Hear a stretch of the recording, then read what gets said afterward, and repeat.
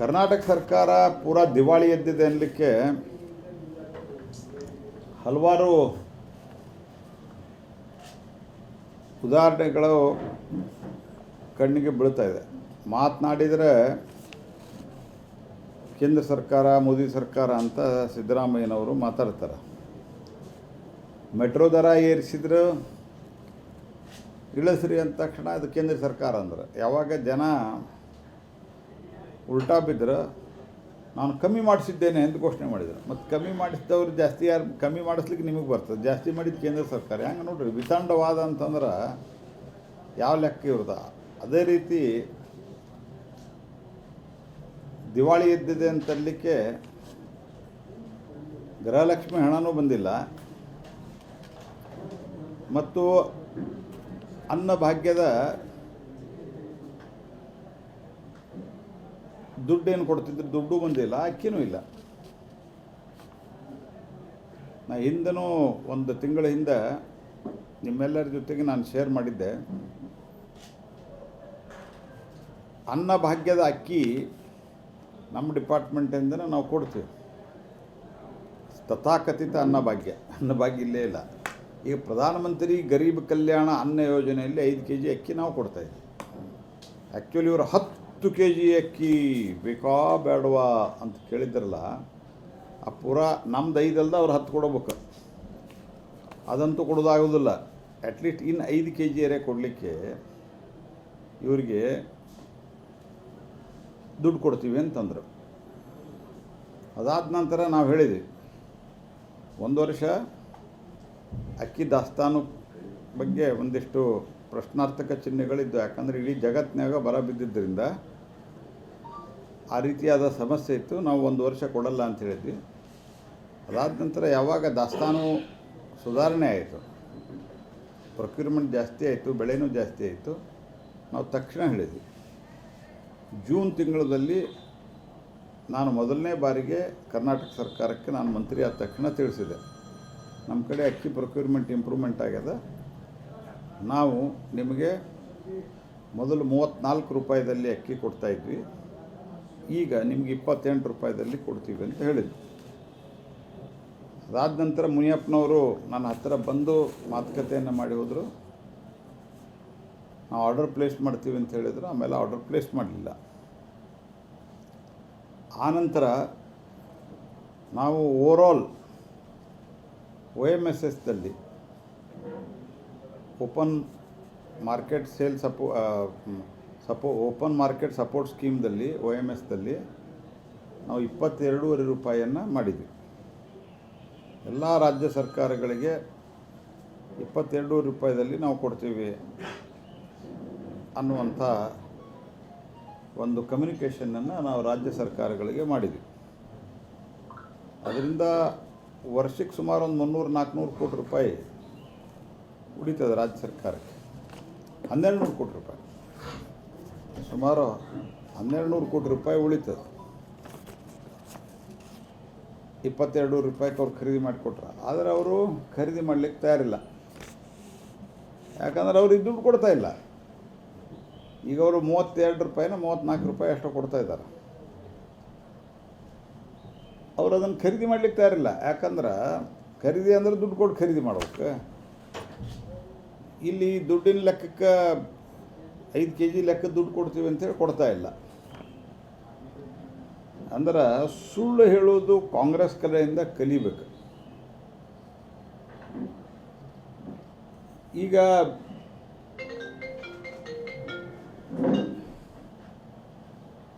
KGಗೆ 22 ರೂಪಾಯಿ ಕೊಡೋದ್ರಿಂದ ರಾಜ್ಯಕ್ಕೆ 2280 ಕೋಟಿ ರೂಪಾಯಿ ಉಳಿತಾಯ ಆಗ್ತದೆ ವರ್ಷಕ್ಕೆ. 2280 ಕೋಟಿ ರೂಪಾಯಿ. ಆದರೆ ಅವರು ಅದನ್ನು ತೊಗೊಳಿಕ್ಕೆ ತಯಾರಿಲ್ಲ. ಯಾಕಂದ್ರೆ ದುಡ್ಡಿಲ್ಲ ಅವ್ರ ಕಡೆ. FCIಗೆ ಅವರು ದುಡ್ಡು ಜಮಾ ಮಾಡಿ ಅವರು ಮಾಡಬೇಕು. ಇದು ಅವ್ರ ಸ್ಥಿತಿ ಇದೆ. ಪ್ಲಸ್ ಗೃಹಲಕ್ಷ್ಮಿ ಅಂತ ಹೇಳಿದರೆ ಗೃಹಲಕ್ಷ್ಮಿ ಹಣನೂ ಹಾಕ್ತಾಯಿಲ್ಲ. ಕರ್ನಾಟಕ ಸರ್ಕಾರ ಪೂರಾ ದಿವಾಳಿ ಎದ್ದಿದೆ ಅನ್ನಲಿಕ್ಕೆ ಹಲವಾರು ಉದಾಹರಣೆಗಳು ಕಣ್ಣಿಗೆ ಬೀಳ್ತಾ ಇದೆ. ಮಾತನಾಡಿದರೆ ಕೇಂದ್ರ ಸರ್ಕಾರ, ಮೋದಿ ಸರ್ಕಾರ ಅಂತ ಸಿದ್ದರಾಮಯ್ಯನವರು ಮಾತಾಡ್ತಾರೆ. ಮೆಟ್ರೋ ದರ ಏರಿಸಿದ್ರು ಇಳಿಸ್ರಿ ಅಂದ ತಕ್ಷಣ ಅದು ಕೇಂದ್ರ ಸರ್ಕಾರ ಅಂದ್ರೆ, ಯಾವಾಗ ಜನ ಉಲ್ಟಾ ಬಿದ್ದರೆ ನಾನು ಕಮ್ಮಿ ಮಾಡಿಸಿದ್ದೇನೆ ಅಂತ ಘೋಷಣೆ ಮಾಡಿದರು. ಮತ್ತು ಕಮ್ಮಿ ಮಾಡಿಸಿದವ್ರು ಜಾಸ್ತಿ ಯಾರು ಕಮ್ಮಿ ಮಾಡಿಸ್ಲಿಕ್ಕೆ ನಿಮಗೆ ಬರ್ತದೆ, ಜಾಸ್ತಿ ಮಾಡಿದ್ದು ಕೇಂದ್ರ ಸರ್ಕಾರ. ಹೆಂಗೆ ನೋಡ್ರಿ, ವಿತಂಡವಾದ ಅಂತಂದ್ರೆ ಯಾವ ಲೆಕ್ಕ ಇರೋದ. ಅದೇ ರೀತಿ ದಿವಾಳಿ ಎದ್ದಿದೆ ಅಂತಲಿಕ್ಕೆ ಗೃಹಲಕ್ಷ್ಮಿ ಹಣನೂ ಬಂದಿಲ್ಲ, ಮತ್ತು ಅನ್ನಭಾಗ್ಯದ ದುಡ್ಡೇನು ಕೊಡ್ತಿದ್ರು, ದುಡ್ಡು ಬಂದಿಲ್ಲ, ಅಕ್ಕಿನೂ ಇಲ್ಲ. ನಾ ಹಿಂದನೂ ಒಂದು ತಿಂಗಳ ಹಿಂದೆ ನಿಮ್ಮೆಲ್ಲರ ಜೊತೆಗೆ ನಾನು ಶೇರ್ ಮಾಡಿದ್ದೆ. ಅನ್ನಭಾಗ್ಯದ ಅಕ್ಕಿ ನಮ್ಮ ಡಿಪಾರ್ಟ್ಮೆಂಟಿಂದ ನಾವು ಕೊಡ್ತೀವಿ. ತಥಾಕಥಿತ ಅನ್ನಭಾಗ್ಯ ಇಲ್ಲೇ ಇಲ್ಲ. ಈಗ ಪ್ರಧಾನಮಂತ್ರಿ ಗರೀಬ್ ಕಲ್ಯಾಣ ಅನ್ನ ಯೋಜನೆಯಲ್ಲಿ 5 kg ಅಕ್ಕಿ ನಾವು ಕೊಡ್ತಾಯಿದ್ವಿ. ಆ್ಯಕ್ಚುಲಿ ಇವರು 10 kg ಅಕ್ಕಿ ಬೇಕಾ ಬೇಡವಾ ಅಂತ ಕೇಳಿದ್ರಲ್ಲ, ಆ ಪೂರಾ ನಮ್ದು 5 ಅಲ್ದ ಅವ್ರು 10 ಕೊಡಬೇಕು. ಅದಂತೂ ಕೊಡೋದಾಗೋದಿಲ್ಲ. ಅಟ್ಲೀಸ್ಟ್ ಇನ್ನು 5 kg ಏರೇ ಕೊಡಲಿಕ್ಕೆ ಇವರಿಗೆ ದುಡ್ಡು ಕೊಡ್ತೀವಿ ಅಂತಂದರು. ಅದಾದ ನಂತರ ನಾವು ಹೇಳಿದ್ವಿ, 1 ವರ್ಷ ಅಕ್ಕಿ ದಾಸ್ತಾನು ಬಗ್ಗೆ ಒಂದಿಷ್ಟು ಪ್ರಶ್ನಾರ್ಥಕ ಚಿಹ್ನೆಗಳಿದ್ದು. ಯಾಕಂದರೆ ಇಡೀ ಜಗತ್ತಿನಾಗ ಬರ ಬಿದ್ದಿದ್ದರಿಂದ ಆ ರೀತಿಯಾದ ಸಮಸ್ಯೆ ಇತ್ತು. ನಾವು 1 ವರ್ಷ ಕೊಡಲ್ಲ ಅಂತ ಹೇಳಿದ್ವಿ. ಅದಾದ ನಂತರ ಯಾವಾಗ ದಾಸ್ತಾನು ಸುಧಾರಣೆ ಆಯಿತು, ಪ್ರೊಕ್ಯೂರ್ಮೆಂಟ್ ಜಾಸ್ತಿ ಆಯಿತು, ಬೆಳೆನೂ ಜಾಸ್ತಿ ಆಯಿತು, ನಾವು ತಕ್ಷಣ ಹೇಳಿದ್ವಿ. ಜೂನ್ ತಿಂಗಳಲ್ಲಿ ನಾನು ಮೊದಲನೇ ಬಾರಿಗೆ ಕರ್ನಾಟಕ ಸರ್ಕಾರಕ್ಕೆ ನಾನು ಮಂತ್ರಿ ಆದ ತಕ್ಷಣ ತಿಳಿಸಿದೆ, ನಮ್ಮ ಕಡೆ ಅಕ್ಕಿ ಪ್ರೊಕ್ಯೂರ್ಮೆಂಟ್ ಇಂಪ್ರೂವ್ಮೆಂಟ್ ಆಗ್ಯದ. ನಾವು ನಿಮಗೆ ಮೊದಲು 34 ರೂಪಾಯಿದಲ್ಲಿ ಅಕ್ಕಿ ಕೊಡ್ತಾಯಿದ್ವಿ, ಈಗ ನಿಮಗೆ 28 ರೂಪಾಯಿದಲ್ಲಿ ಕೊಡ್ತೀವಿ ಅಂತ ಹೇಳಿದ್ವಿ. ಅದಾದ ನಂತರ ಮುನಿಯಪ್ಪನವರು ನನ್ನ ಹತ್ತಿರ ಬಂದು ಮಾತುಕತೆಯನ್ನು ಮಾಡಿ ಹೋದರು. ನಾವು ಆರ್ಡರ್ ಪ್ಲೇಸ್ ಮಾಡ್ತೀವಿ ಅಂತ ಹೇಳಿದರು. ಆಮೇಲೆ ಆರ್ಡರ್ ಪ್ಲೇಸ್ ಮಾಡಲಿಲ್ಲ.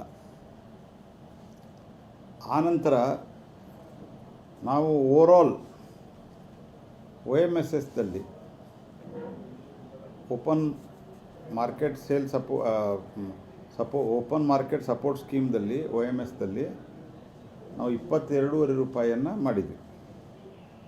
ಎಲ್ಲ ರಾಜ್ಯ ಸರ್ಕಾರಗಳಿಗೆ 22 ರೂಪಾಯಿದಲ್ಲಿ ನಾವು ಕೊಡ್ತೀವಿ ಅನ್ನುವಂಥ ಒಂದು ಕಮ್ಯುನಿಕೇಷನನ್ನು ನಾವು ರಾಜ್ಯ ಸರ್ಕಾರಗಳಿಗೆ ಮಾಡಿದ್ವಿ. ಅದರಿಂದ ವರ್ಷಕ್ಕೆ ಸುಮಾರು ಒಂದು 300-400 ಕೋಟಿ ರೂಪಾಯಿ ಉಳಿತದೆ ರಾಜ್ಯ ಸರ್ಕಾರಕ್ಕೆ. 1200 ಕೋಟಿ ರೂಪಾಯಿ, ಸುಮಾರು 1200 ಕೋಟಿ ರೂಪಾಯಿ ಉಳಿತದೆ. 22 ರೂಪಾಯಿಗೆ ಅವ್ರು ಖರೀದಿ ಮಾಡಿಕೊಟ್ರು. ಆದರೆ ಅವರು ಖರೀದಿ ಮಾಡಲಿಕ್ಕೆ ತಯಾರಿಲ್ಲ. ಯಾಕಂದ್ರೆ ಅವ್ರಿಗೆ ದುಡ್ಡು ಕೊಡ್ತಾ ಇಲ್ಲ. ಈಗ ಅವರು 32 ರೂಪಾಯಿನ 34 ರೂಪಾಯಿ ಅಷ್ಟು ಕೊಡ್ತಾ ಇದ್ದಾರೆ. ಅವರು ಅದನ್ನು ಖರೀದಿ ಮಾಡಲಿಕ್ಕೆ ತಯಾರಿಲ್ಲ. ಯಾಕಂದ್ರೆ ಖರೀದಿ ಅಂದರೆ ದುಡ್ಡು ಕೊಟ್ಟು ಖರೀದಿ ಮಾಡ್ಬೇಕು. ಇಲ್ಲಿ ದುಡ್ಡಿನ ಲೆಕ್ಕಕ್ಕೆ 5 kg ಲೆಕ್ಕ ದುಡ್ಡು ಕೊಡ್ತೀವಿ ಅಂತೇಳಿ ಕೊಡ್ತಾ ಇಲ್ಲ. ಅಂದ್ರೆ ಸುಳ್ಳು ಹೇಳೋದು ಕಾಂಗ್ರೆಸ್ ಕಡೆಯಿಂದ ಕಲಿಬೇಕು. ಈಗ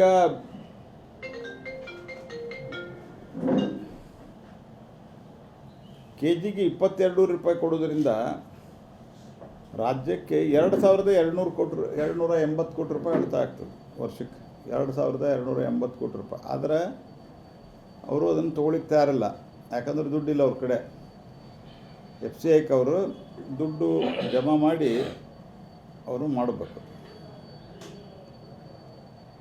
ಇದು ಅವ್ರ ಸ್ಥಿತಿ ಇದೆ. ಪ್ಲಸ್ ಗೃಹಲಕ್ಷ್ಮಿ ಅಂತ ಹೇಳಿದರೆ ಗೃಹಲಕ್ಷ್ಮಿ ಹಣನೂ ಹಾಕ್ತಾಯಿಲ್ಲ.